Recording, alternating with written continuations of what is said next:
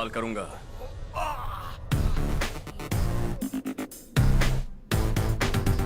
चल गाड़ी निकाल।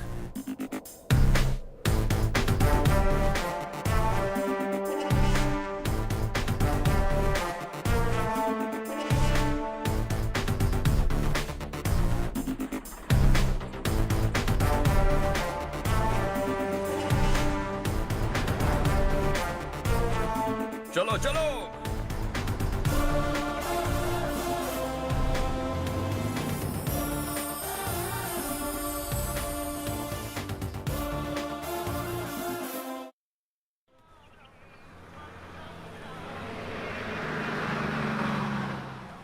चलो चलो, उतरो उतरो उतरो। चलो साइकिल उतारो।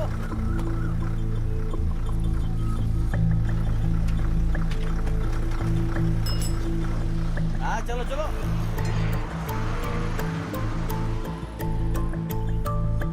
देवरकोट जाने का रास्ता बताएंगे? यहाँ से सीधा जाओ और बाएं मुड़ जाओ। देवरकोट में क्या काम है? बहुत काम है। लगता है अब तेरे हिसाब में गड़बड़ होगी। सही कहा।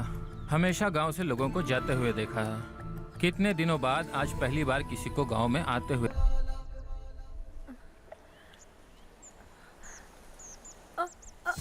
अरे बेटा, क्या हुआ?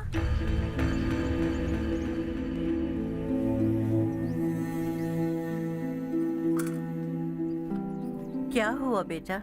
चक्कर आकर गिर गई थी, तो इस लड़के ने आकर मेरी मदद की है। बहुत बहुत शुक्रिया।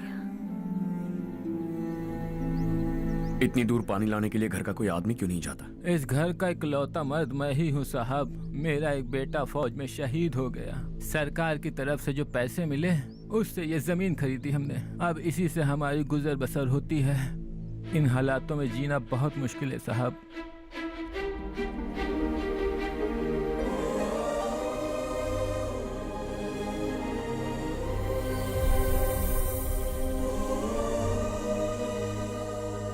सुनिए सुनिए बेटा, कौन है आप? यहाँ किसी काम से आया हूँ। कहाँ रहूँ कुछ समझ में नहीं आ रहा। यहाँ आसपास कोई लॉज वगैरह है? ऐसे इलाके में तुम्हें लॉज कहाँ मिलेगा बेटा? इस गांव में नारायण राव नाम का एक आदमी रहता है। बड़ा ही नेक दिल आदमी है। बाहर से जो आता है वो उसे अपने घर में रख लेता है। मैं तुम्हें वहाँ ले चलता हूँ बेटा। सुनो, हाँ ये 2 बोरियां उस तरफ और 2 बोरियां इस तरफ रख दो। हाँ ठीक है। सुबह राजू का फोन आया था। लड़के वालों को दिखाने के लिए बिटिया की कुछ तस्वीरें चाहिए। वहाँ अच्छे रिश्ते मिल सकते हैं। पर मुझे तो आज खेतों में दवाई डालने जाना है। हाँ हाँ, जैसे तुम्हारा बहुत बड़ा खेत है। तुम्हारे खेतों में सोना उगता है क्या? तुम अपनी ये बकवास बंद करोगी? देखो, मेरी बात सुनो। खेत का काम मैं संभाल लूंगा। तुम बच्ची को लेकर आराम से शहर जाओ। नारायण राव, ये लड़का गांव में कुछ काम से आया था। जगह ना मिलने पर मंदिर के बाहर सो गया था। ये नारायण राव जी हैं। तुम कौन हो बेटा, और इस गांव में क्या काम है? मेरा नाम हर्षवर्धन है। मैं कुछ गाँव पर रिसर्च कर रहा हूँ। कुछ दिन यहीं रहकर इस गाँव के बारे में जानना चाहता हूँ। यहाँ बस खंडर है और वही घिसे पिटे लोग। इसके अलावा तुम्हें कुछ नहीं मिलेगा। तुम जैसे लोगों के रहने के लिए इस गांव में सुविधाएं नहीं है बेटा। अगर तुम चाहो तो हमारे साथ रह सकते हो। सुना है इस घर में कोई नहीं रहता। अगर दिक्कत ना हो तो मैं यहीं रह जाऊँ। उस घर की सफाई सालों से नहीं हुई है। तुम वहाँ नहीं रह पाओगे। तुम यहीं रहो बेटा। वहाँ रहूंगा तो अच्छा होगा। देखो, घर की सफाई करवा दो और इन्हें जो चाहिए वो दे। ठीक है भैया। जाओ बेटा जाओ। सुनो बेटा, खाने के लिए हमारे घर आ जाना। जैसा आप कहें। चलिए।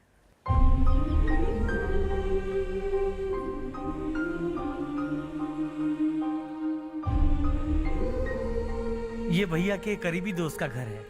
वो 25 साल पहले शहर जाकर वहीं बस गया। तब से ये घर खाली पड़ा है।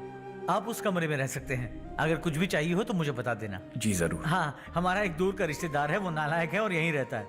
अगर आपको थोड़ा भी तंग किया तो आकर मुझे बता देना। चलिए चलता हूँ। ओह अच्छा, तो तुम मेरे साथ इस घर को शेयर करने वाले हो। आई एम राजा रत्नम। उन्होंने तो कुछ और ही कहा था। मैं अच्छी तरह से जानता हूँ कि उन्होंने मेरे बारे में क्या कहा होगा। जानते हो मैं क्या काम करता हूँ? आप ही बताइए, क्या काम करते हैं आप? जीने के लिए काम करना जरूरी है क्या? मैंने तो ऐसे ही पूछा। हाँ हाँ। फैमिली नहीं है? फैमिली नहीं तो क्या बेकार हूँ मैं? नालायक बोलकर इज्जत का कचरा कर दिया। पहले जाकर उससे निपटता हूँ।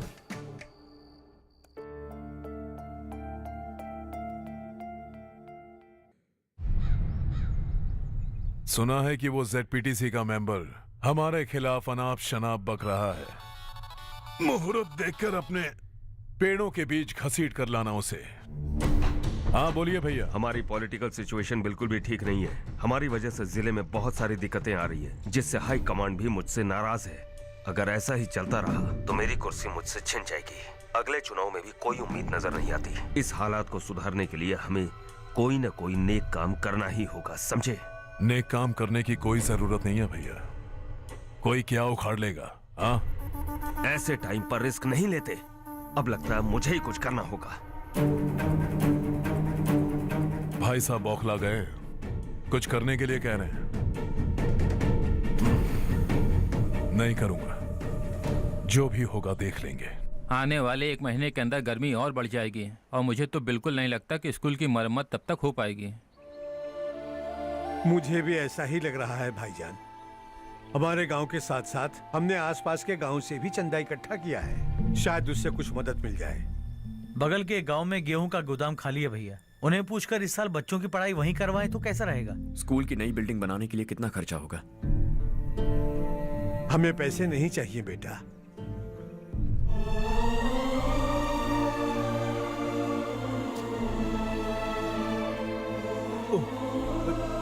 देखो बेटा, तुम यहाँ कुछ स्टडी करने आए हो। इन सब की तो हमें पहले से आदत है। हम मिलजुल के सुलझा लेंगे इसे। अगर एक इंसान दूसरे इंसान की मदद ना करे तो एक ही समाज में रहने का क्या मतलब है? मैं जानता हूं बच्चों को पढ़ने में तकलीफ हो रही है, ये लीजिए।